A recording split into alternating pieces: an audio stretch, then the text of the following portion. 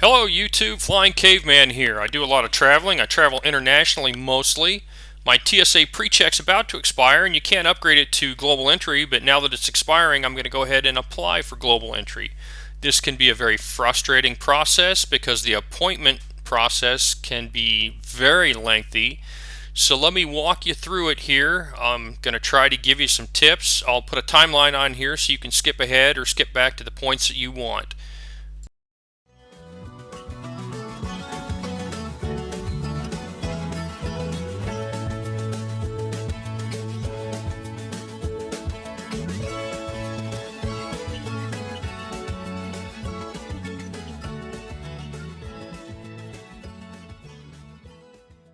Okay, the first thing you want to do is go here to the Homeland Security splash page for Trusted Traveler Program.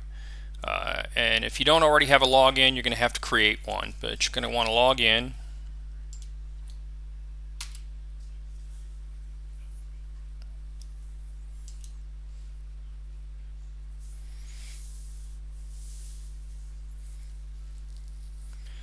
Just type in your email address and your password right here. I'm not going to show you mine right now, but if you need to create an account, you go here, you put your email address in, you can check Spanish, French, English, and hit submit.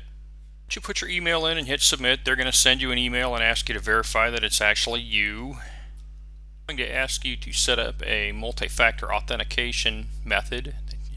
They ask you to pick at least two. I've got an authenticator application and I also set up text or voice message.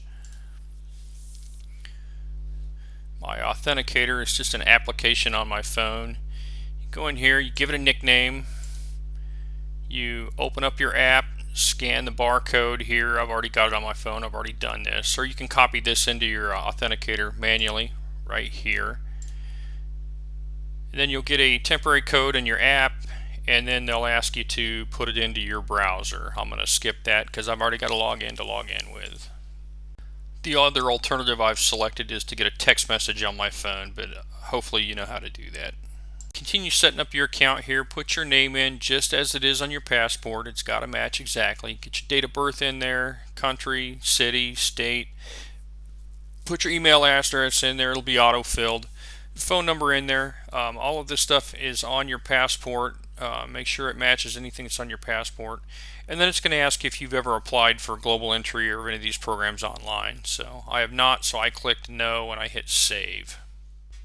Alright, after you get all your information filled out and correct any errors that they give you, it's going to bring you here to verification of citizenship. Click whether you are or not a United States citizen. I am. And it'll tell you what programs you're eligible for. I just applied for global entry.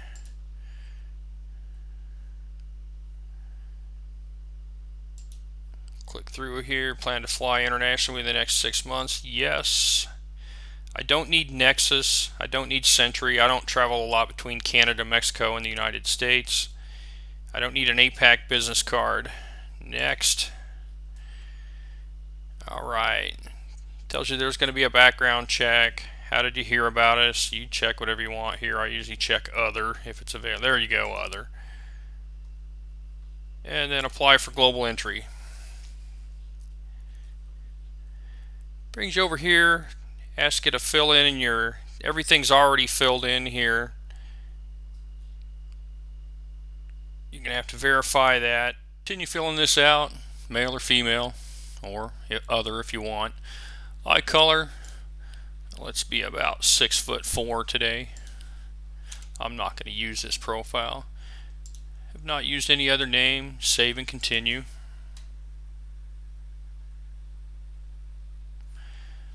I am in the United States. I'm going to use a passport.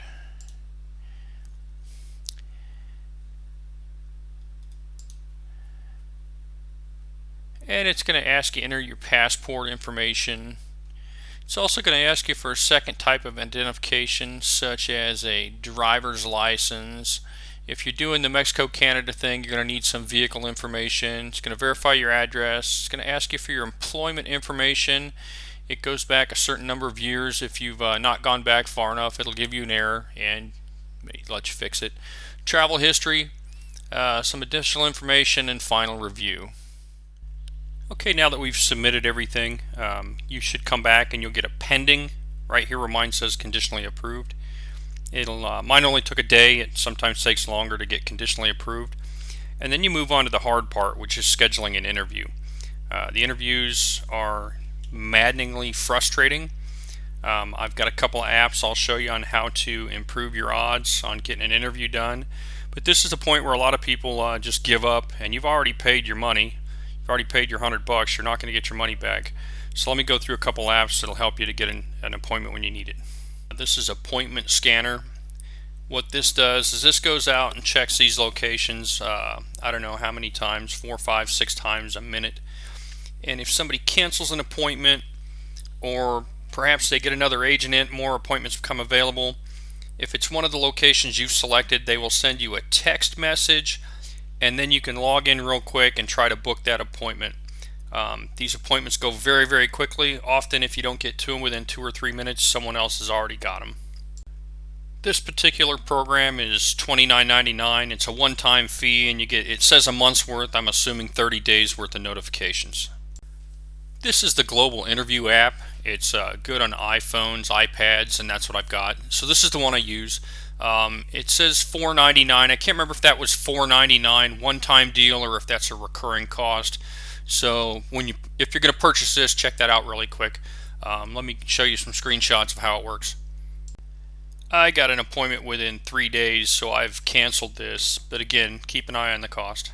Okay, this is Global Interview. This is the available interview screen. I've selected Las Vegas, Phoenix, and Salt Lake City. Las Vegas is where I want to do my interview, but if I have to, I'll go somewhere else. Notice down here there's also a location tab, and let me move on and show you some screenshots from there and how it works. This is the first tab on the locations, actually the first screen. Notice I've picked Las Vegas, Phoenix, Salt Lake City. I had also initially chosen Los Angeles and San Diego, but I was getting a lot of notifications for there. It wasn't really where I wanted to go, and I don't need an appointment for another 3 months, so I've deselected those just to focus on these 3 locations. These are some 5-second screenshots of what's available. Notice there are also some international locations you can select here. If you happen to be traveling through that international location, you can get an appointment while there before you can get to the United States.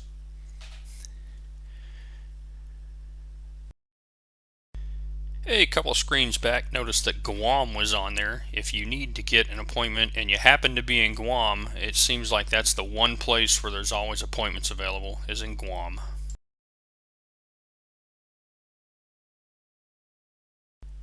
When an appointment becomes available, you'll get a little pop-up on your home screen here. This is what they look like.